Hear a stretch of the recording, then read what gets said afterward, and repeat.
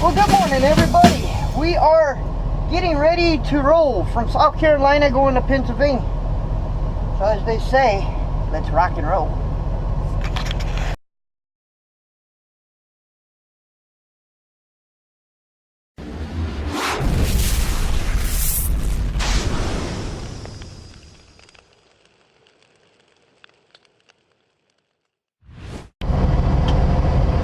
Well, good morning, everybody. We got a rock and roll today. We gotta be in Pennsylvania by tomorrow. We'll be there before the day is over. Pooh Bear is just bugging the little heck out of me. What? I'm trying to say good morning to everybody. I'm trying to say good morning to everybody. Say good morning. You gotta say good morning. Look at him. He thinks he's a squirrel. He climbs up on me all the time. He doesn't do this if we're going down the road, but he does do this if I'm parked. Yeah. Hey, you better say hi to everybody. Hey, say hi. My buddy's saying hi. Oh, my buddy's saying hi. Yes, we gotta be in Pennsylvania before the day is over, Pooh Bear. What do you think of that?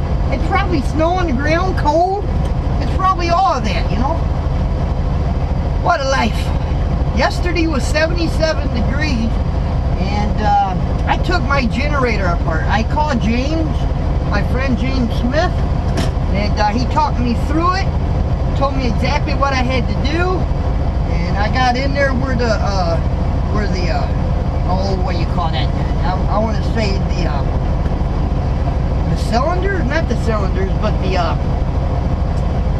anyway, I had to take a cover off and I had to readjust it because they were sticking, and I had a wiring problem on it. Then I had to take some wires, and let's put it this way, I ran with my generator last night, and James said I did a very good job, and I was kind of proud of myself too. So we were able to run with the generator. I have to confess that the last few days I had kind of idle a little bit in that, but I just got too much stuff in here not to idle, because I would have to probably get a jump or something. So, but I was able to run my generator last night, and it felt good. I was able to make my coffee, run my microwave, run everything in here by using my generator. So anyway, we're going to get ready to go. I got to do two things. One, I got to scale this load, and two, I got to fuel. Other than that, we're going to rock and roll today. Talk to you guys later. Hey, I'm back. You want to guess what I got myself? I got me another coffee from Thailand. This is my extra caffeine energy coffee. And it is good. Wow.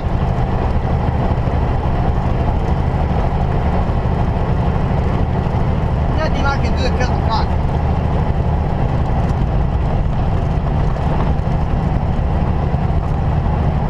Yes, sir. Nothing like a good cup of coffee. Uh-oh, we got a copper up here.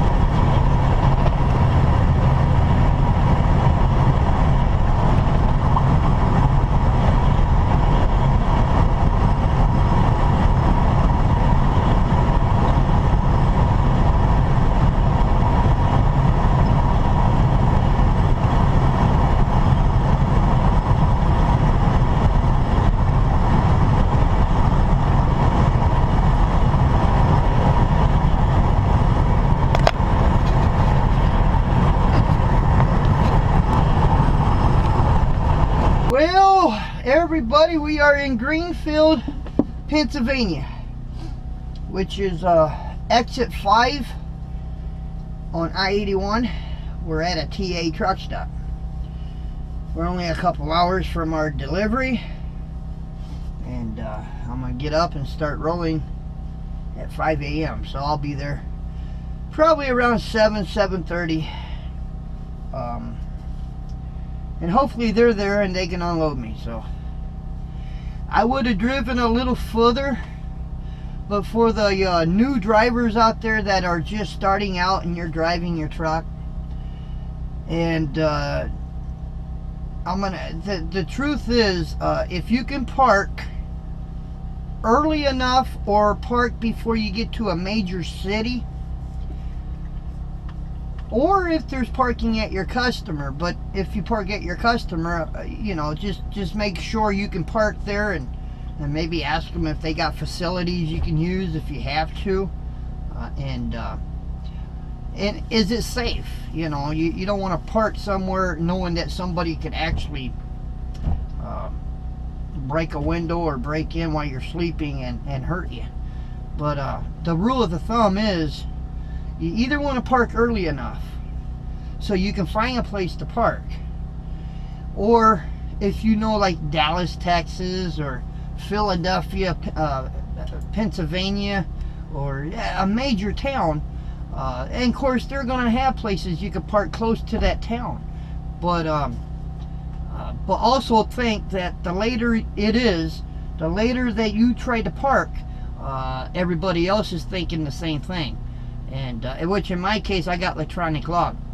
So if I actually got into a place and there was no place to park and I only had 30 minutes left on my thing, I pretty much shot myself in the foot, because I got to keep driving until I can find me a place to park. And the idea, and the log department where I work at, they told me right away, you know, park inside that last hour. Don't wait till your last 5 minutes. So find a place inside that last hour. About the only way you know you can wait till that last 5 minutes is if you know without a shadow of a doubt that when you get somewhere you can park. And then of course you can wait till the last minute. But if you do have electronic logbook, don't wait till the last minute to find a place to park and thinking you're going to park there, and then when you get in there and you can't find a place to park and you got to keep moving, your computer or your e-log could actually run out on you. So, but they told us right away, you know, just inside that last hour, find a place to park. So that's why I parked where I did. I'm not going that far north of Harrisburg, and there are truck stops in Harrisburg. You know, you got the TA and the Pilot, and you got Carolina. You got truck stops like crazy, but you got I-76, I-81. You have major arteries right there, and you got a lot of trucks. So am I going to find a place there to park? I'm not sure. So to be on the safe side, I parked 46 miles from there. A lot of places to park. There's a lot of places to park. This whole back row was empty.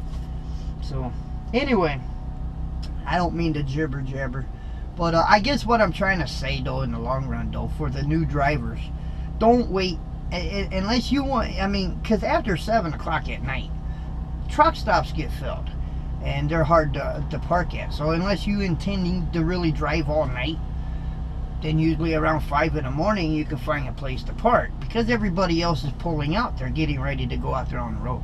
So you either want to park early, or unless you know there's a place that you're going you can park, then that no problem, or drive her all night, and that way you know you can park in the morning.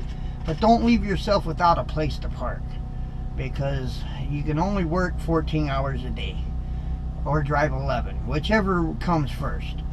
And if you got e-log, you got to pretty much you got to be able to park your truck. Now, Pooh Bear is eating his supper.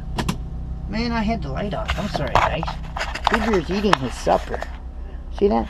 Hey, I bought a rug. I bought me a rug. See? I just got to put that rug. And I don't know if you guys can hear it or not.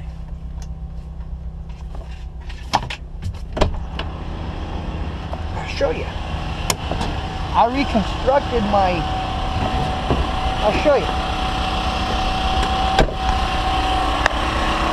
See it? You guys didn't think I had my generator, did you? Well, the truth is, I had the generator, and if you ever noticed, if I ever showed the camera over there toward Pooh Bear, you saw something sitting right there. That was my generator. The generator was I had to rebuild the generator pretty much. I called my friend James, he talked me through it. I had to take, and I had to adjust, and I had to rewire, but I did it. And cost me $105, but that would have been cheaper than sending it off to somebody and having them do it. I'm not a real dummy when it comes to stuff like that, but James talked me through it though. So I got my hands greasy and we got her rolling, and I got the dish up, my power's on, truck ain't running, so I'm saving you money again, Ed. No more idling the truck. And with this load, it's heavy. I can only put so much fuel in. It's good I don't have to idle. But anyway, Pooh Bear, you want to say goodnight? He's eating chicken. Hey, you want to say goodnight? Say goodnight to everybody. Okay. He said goodnight. Y'all have a good one. We'll catch you at 5 o'clock in the morning. Good night.